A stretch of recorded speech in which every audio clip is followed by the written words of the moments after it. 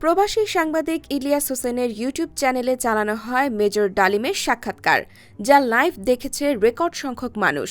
যে ব্যক্তি কথা বলছেন সেই লাইভে তিনি আসলে মেজর ডালিম কিনা তা নিয়ে প্রশ্ন উঠেছে। মিনহাজুল আরিফিন সিদ্দিকী নামের এক ব্যক্তিকে মেজর ডালিম বলে চালিয়ে দেওয়ার অভিযোগ উঠেছে। সোমবার সারাদিন ওই ব্যক্তির ছবির সাথে লাইভে আসা মেজর ডালিমের ছবি যুক্ত করে বিভিন্ন সামাজিক যোগাযোগ মাধ্যমে প্রকাশ করা হচ্ছে। বহু বছর আত্মগোপনে থাকার পর লাইভে হাজির হওয়া মেজর ডালিমের সাথে ওই ব্যক্তির চেহারার মিল থাকায় এমন প্রশ্ন উঠছে। অবশেষে মুখ খুলেছেন মেজর ডালিমের সাথে চেহারার মিল থাকা ওই ব্যক্তি। তিনি ফেসবুকে স্ট্যাটাস দিয়েছেন, লিখেছেন, সকালে ঘুম থেকে উঠে দেখি রাতারাতি মেজর ডালিম হয়ে গেছি, আর বট বাহিনী ঝাঁপাইয়া পড়ছে আমার প্রোফাইলে। এর আগে রোববার রাত ৯টার দিকে এক লাইভ টকশোতে কথা বলেছেন বীর মুক্তিযোদ্ধা লেফটেন্যান্ট কর্নেল অবসরপ্রাপ্ত শরীফুল হক ডালিম। ২ ঘণ্টার সেই লাইভ টকশোর আয়োজক ও সঞ্চালক ছিলেন প্রবাসী সাংবাদিক ইলিয়াস হোসেন।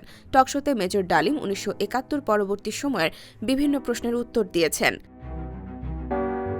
কথা বলেছেন তার চাকরি জীবন নিয়ে, তার স্ত্রী এবং তাকে অপহরণ করা সহ বিভিন্ন বিষয়ে। উঠে আসে ১৯৭৫ সালের ১৫ আগস্ট বঙ্গবন্ধুকে সপরিবারে হত্যার ইস্যুটিও। সেখানে তিনি বলেন, বঙ্গবন্ধুকে হত্যা করা হয়নি, তিনি গণ-অভ্যুত্থানে মারা গেছেন। মেজর ডালিম বাংলাদেশ সেনাবাহিনীর একজন প্রাক্তন সামরিক কর্মকর্তা।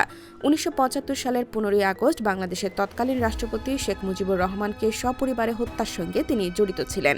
শেখ মুজিবুর নিহত হওয়ার পর মেজর ডালিম বাংলাদেশ বেতারে ঘোষণা দেন। ৭৫ পরবর্তী গণপ্রজাতন্ত্রী সরকার তাকে বিদেশে বিভিন্ন বাংলাদেশি দূতাবাসে বিভিন্ন পদে নিয়োগ দেয়। তার একটা বই আছে, আমি মেজর ডালিম বলছি। সেই বইটি আওয়ামী লীগ সরকারের আমলে নিষিদ্ধ ছিল। IBTV USA, New York.